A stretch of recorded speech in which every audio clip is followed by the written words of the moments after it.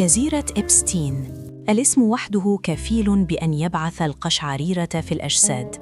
جزيرة ارتبط اسمها بملفات ثقيلة وفضائح مدوية وتسريبات هزت العالم وقصص لم يكن يتخيل أحد أنها قد تحدث في مكان معزول وسط البحر.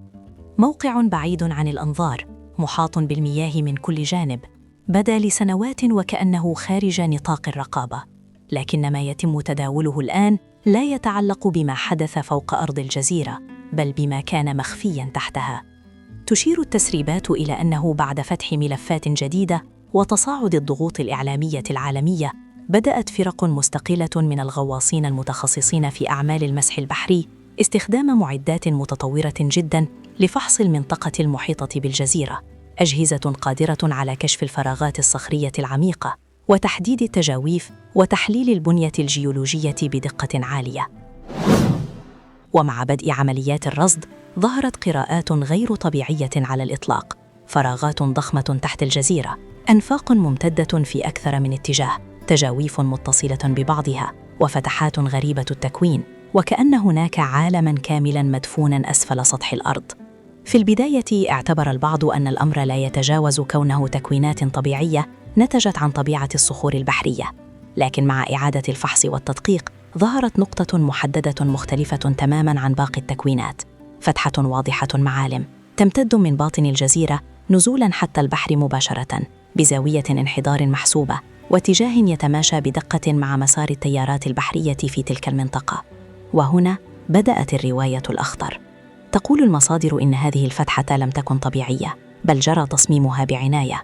الهدف كان التخلص من بقايا أجساد ضحايا دون ترك أي أثر. تشير الرواية إلى أن قوة التيارات في هذه النقطة تحديداً كافية لسحب أي جسم وإبعاده عن الجزيرة خلال دقائق معدودة، بحيث يصبح تعقبه شبه مستحيل. غير أن الأمر لم يتوقف عند ذلك. عند النزول أسفل الفتحة مباشرة، لاحظ الغواصون تجمعاً غير عادي لأسماك القرش، أعداد كبيرة تدور في نطاق محدد، تتحرك باستمرار في نفس المنطقة وكأنها اعتادت التواجد هناك. المشهد كان مثيراً للريبة: تيارات قوية، مياه عميقة، وأسماك مفترسة تنتشر بكثافة في نقطة بعينها. بعض الروايات تحدثت عن احتمال أنه كان يتم جذب القروش بطرق معينة، سواء بمخلفات عضوية أو بمواد تستدرجها إلى الموقع، إلا أنه لا يوجد دليل قاطع يثبت ذلك. رغم المخاطر، قرر الغواصون النزول إلى عمق أكبر. كانت المهمة صعبة للغاية، الرؤية ضعيفة بسبب عكارة المياه، التيارات البحرية تضغط بقوة، وأسماك القرش تحيط بالمكان. ومع كل متر ينخفضون إليه، بدأت تتضح معالم شيء أكبر مما كان متوقعاً.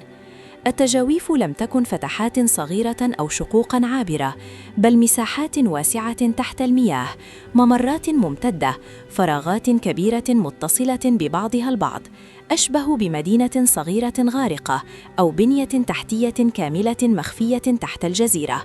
بعض الممرات بدت وكأنها استخدمت لفترة طويلة، وهناك ما يوحي بوجود تنظيم داخلي وليس مجرد تشكل طبيعي عشوائي. وخلال عملية البحث عثر على أول دليل مادي: قطع من ملابس ممزقة، أقمشة متحللة جزئياً، وبقايا أنسجة في حالة تدهور. وجود هذه الأشياء في ذلك الموقع العميق أثار تساؤلات خطيرة حول طبيعة ما كان يحدث. لكن الصدمة الأكبر لم تكن في الملابس. في أحد التجاويف الجانبية داخل مساحة شبه مغلقة، تم العثور بحسب الرواية على أدوات معدنية يعتقد أنها استخدمت في جرائم. كانت مقيدة، صدئة، لكنها محفوظة نسبياً بفعل تأثير المياه المالحة. وجود أدوات في مكان معزول تحت الماء يشير إلى معرفة مسبقة بالموقع وإعداد مدروس لكل التفاصيل. ثم جاءت المفاجأة التالية: أحد الغواصين أبلغ عن وجود صناديق ثقيلة مستقرة في قاع أحد التجاويف العميقة، صناديق مغلقة بإحكام ذات هيكل معدني متين.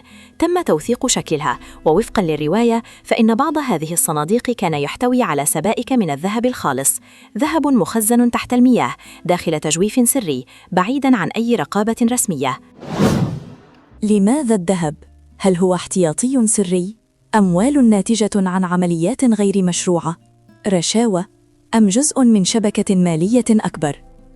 تتزايد الأسئلة، بينما الإجابات لا تزال غائبة.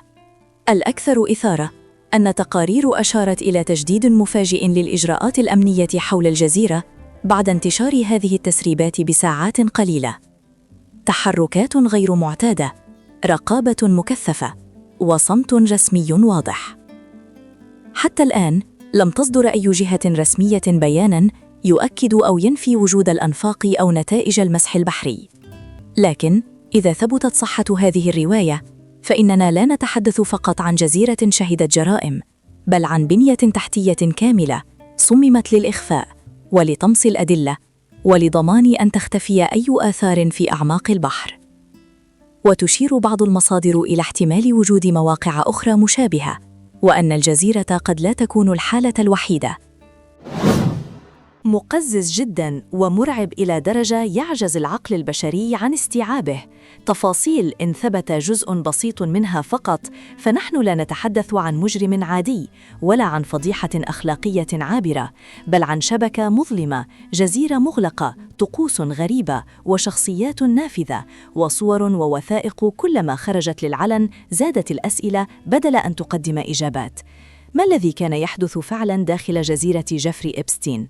ولماذا تبدو كل خيوط هذه القصة وكأنها تقود إلى ما هو أعمق وأخطر مما نراه على السطح؟ قبل أن نغوص في هذه التفاصيل الصادمة، لا تنسى دعم الفيديو بالإعجاب والاشتراك في القناة ومتابعة الفيديو حتى نهايته، لأن ما ستراه وتسمعه الآن يكشف حجم الرعب والقرف الذي ظل مخفياً عن العالم لسنوات طويلة. مع تسريب دفعات جديدة من الصور ضمن ملفات وزارة العدل الأمريكية، بدأت تتكشف مشاهد غير مألوفة من داخل منازل وجزر جيفري إبستين، مشاهد لا يمكن تفسيرها على أنها مجرد ذوق فني غريب أو تصميم داخلي غير تقليدي. من بين هذه الصور ظهرت لوحة مثيرة للجدل بشكل صادم تظهر الرئيس الأمريكي الأسبق بيل كلينتون مرتدياً فستاناً نسائياً داخل ما يفترض أنه أحد منازل إبستين. وجود هذه اللوحة داخل ممتلكاته فتح باباً واسعاً للتساؤلات حول طبيعة العلاقة بين إبستين وشخصيات سياسية نافذة، وحول الرسائل الرمزية أو النفسية التي كانت هذه الأعمال الفنية تحملها داخل هذا العالم المغلق. وفي صورة أخرى لا تقل غرابة، ظهر تمثال لامرأة شابة ترتدي فستان زفاف معلقاً بحبل داخل درج شقة جيفري إبستين في نيويورك. تمثال زفاف معلق في درج خاص، مشهد يثير تساؤلاً مباشراً: ما الغرض من وجود تمثال بهذا الشكل في هذا المكان؟ وهل كان مجرد قطعة فنية